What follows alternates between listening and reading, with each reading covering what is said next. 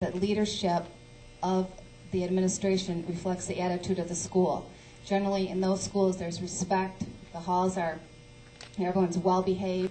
When our sleeper teachers were visiting, are in these classrooms, the children are well behaved. We walk out of there and we just know what a beautifully run school. It doesn't matter if it's charter, it doesn't matter if it's public. It's all the administration. On the flip side, we have a school in our that might be on the waiting list that perhaps it's a social worker that calls us from the school that's heard about us, that wants us, and the administration knows nothing about it, has no interest. Generally, we go into that school and the classrooms are disruptive. There's a lot of discipline behavior, discipline going on. So it really, to us, it's leadership. It all starts with that. And to answer the second question, what are the few challenges we see?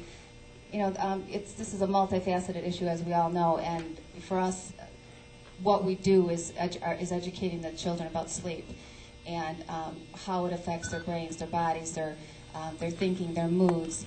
And that really starts in their home. So our goal is to give them some tools they need so that when they come to school, they're ready to learn. If they don't have this knowledge and don't have this going on at home, they're walking into an environment and they're not even going to be able to learn, even if we had excellent teachers. So what we're doing is really trying to change their home environment so that when they're coming to school, they're able to really learn. Kirk, sure, if you could answer this question, you would be a billionaire. But in 2 minutes or less, and from a government official standpoint, what do you feel would have the most impact on altering our current public school system nationwide? Okay. Right now, Detroit, and I'll just give you some examples, we're not responsible for the school system. However, it's clear to have a world-class city, you need to have great schools in your city. And so our focus is not so much on the public school system, the private or charter system. It's really that, the mayor's responsibility is to create an environment where all children can be educated through any one of those mediums. So we really haven't taken a position on that. And we know that within Detroit, we have some challenges with our public school system. We know that there are some challenges with the charter school systems. So I think one of the areas that we really need to focus on are measurables and being able to evaluate those schools. Also to be able to deal with the low-performing schools. We see that in the charter environment that the authorizers are sometimes reluctant to deal with those low-performing charter schools. So we really think that is an area that we really need to focus on. The other area is financial reengineering, and I'll look at the DPS system in a sense that the population, the student population, continues to decline. The management cannot cut their way out of this. So we're really in a structural financial crisis. And so that really has to be dealt with. And that's not just in Detroit. If you look at, and I can't remember the number, but throughout Michigan there are a significant number of school districts that are in deficits. So that's one of the areas that we're really looking at, policy areas. And then the third would be the governance. Currently, we have an elected school board. We would like to explore ideas that maybe there are different kinds of requirements to be on that school board. You need to have a specific background. Also that there could be appointments. And also we still think that mayoral control or responsibility is still an area that we would like to explore. So those would be kind of the areas that I would look at from the standpoint of government. Okay, thank you.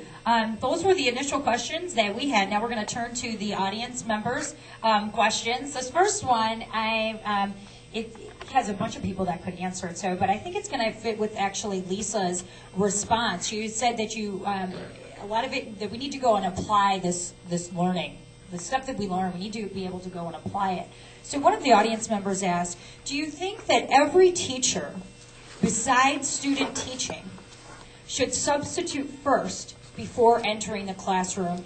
As of now, I'm not sure if you're familiar, but as you prepare to become a teacher, you do a semester or two of a student teaching experience. And so they're saying, do you think that they should be a substitute teacher first before entering the actual classroom on their own?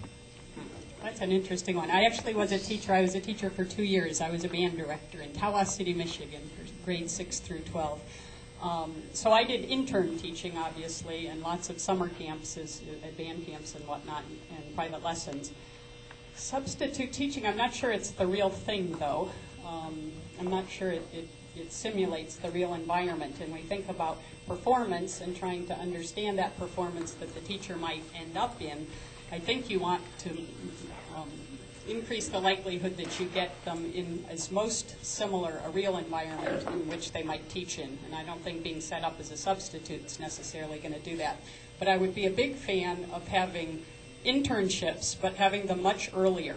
So not in your 4th year, when you've already kind of made a lot of decisions and taken a lot of credits, but much earlier as you're deciding that perhaps public education or education is your career, to actually get in the classroom and experience that. Okay, the next one, Barry. Since you are a social worker, I feel that this question is probably the best for you. How do you deal with children who are failing with no support from home? Well, my job at that point with a child is to try to engage a parent or grandparent or guardian and try to help increase that support at home. With the teacher, we'll oftentimes meet, if we can, with a family member. Sometimes that's not always possible. If you cannot get cooperation from the family as far as involvement, then we do everything we can at the school, the teacher, the social worker, the principal, the entire staff, to help that child progress and become successful at school. Some kids are dependent on their school staff, principals, and social workers to go forward. But again, my first responsibility would be to try to engage that family.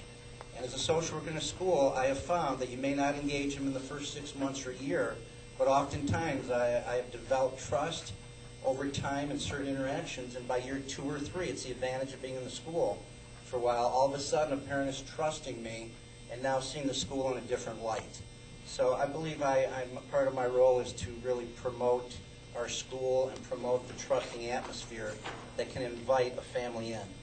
Okay, Julia, the documentarian did not seem interested in exploring why the DC teachers did not want to vote on Michelle Rhee's proposal, giving up tenure for merit pay. Do you have any thoughts about why these teachers did this? I heard greedy whispered in the audience. Obviously, I was not there, so I don't know for sure. But my guess would be that from what I've read about Michelle Rhee and seen from Michelle Rhee, that she touts herself as being all about the students and believes that adults are only thinking about themselves and teachers are only thinking about keeping their jobs and not taking care of young people. And I don't believe this is true. I don't think that Michelle Rhee actually created the trust that was possible with teachers to have them consider her proposal. I also believe that she has simplified the job of teaching, and she's also misrepresenting what tenure is. I believe I'm sorry, what was your name? Glenn. He's right that tenure is a lot more complicated. It does not mean job for life. It just means due process. And so for teachers to believe that Michelle Rhee is trying to take away their jobs without really understanding what their jobs are, without respecting what their voices are, I think that I think that they don't explain what the merit pay is based on. So there are lots of things about her proposal that I feel weren't really explained, and the input wasn't taken from the teachers, and so they weren't really interested in taking a vote. But again, I think the leadership is also different from the teachers, so it's hard to answer that question really well. For Kirk, Which comes first? You mentioned about our neighborhoods and rebuilding Detroit and the things that we have to do as a city before we can influence schools. So this question, I feel, is probably best for you. Which comes first, poor schools influencing neighborhoods or poor neighborhoods influencing schools?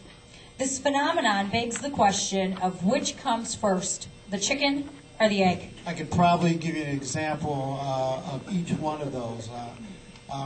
I can tell you what we're doing right now, in particular with Detroit. We have a program, it's called Detroit Works. And it's really looking and establishing, well, let's take a step back. Detroit has 139 square miles. Of that 139 square miles, 40 is in disrepair or vacant. And so we have people spread out, living in certain areas. I had a slide, I was doing a presentation where it showed a neighborhood in 1950 that pretty much had a 4-block area that were just full of single-family homes. That same neighborhood in 2010, well, there were only 25% of the homes there. And so you have a condition like that where you have people that are not living with the right density to be able to support, in particular, neighborhood schools or just the infrastructure. So, for us right now, we're trying to develop neighborhoods that have density, that have all the attributes that you'd want to have in your neighborhood. Green space, great schools, retail, hopefully jobs that you could live and work. And so with that, it's a combination. We have to work on all of these things simultaneously because I can't have a great neighborhood without a great school. And I can't have a great school without all the other attributes that go in that neighborhood. So I think it really is a kind of 50-50. You can have it both ways. It could be one way here or one way on the other side.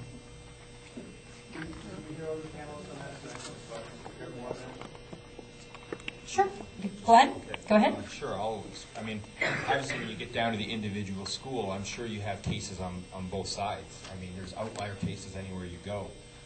One of the things, and I guess I'm going to throw in my personal thing growing up, is I grew up in Windsor as both a Canadian citizen and an American citizen. My mother's American, my father's Canadian. I think one of the statistics they had up there, they had Canada closer to the top. One of the things that Canada has less of is child poverty rate. It's much lower. Different social supportive systems that can go into the neighborhood and support. Not to say that that's a better system, but when you look at scores and you look at all the other industrialized nations, the United States has one of the highest child poverty rates in the world. And so that does have an impact on what's going on in the schools and in the community. So then it becomes, for me, what do I see? I see a few things that need to happen. And when I talked about the evaluation process, I really didn't get into this, but one of the things that I'm working on in my research at Wayne State is, what is that measure? We saw all these statistics thrown out. Well, how are they measuring that?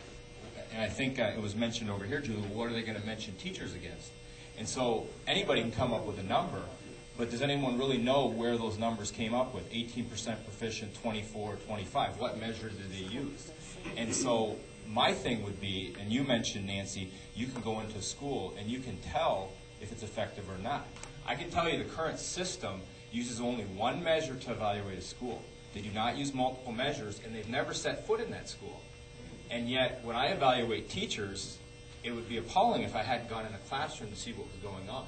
But the current accountability system does not allow for that. In fact, all it is a one-time-a-year test score, and that's how we determine failure, which measures just a certain portion of what's going on in schools. So I welcome the accountability. I just think our measurement system is faulty right now. And as we get into this, what schools are failing and which aren't, how are you measuring the schools that are failing and the ones that are successful? Because that's a big piece of the puzzle. Where did the kids start from? What are some of the background that they came from? And so for me, I know I've gone over my time here, but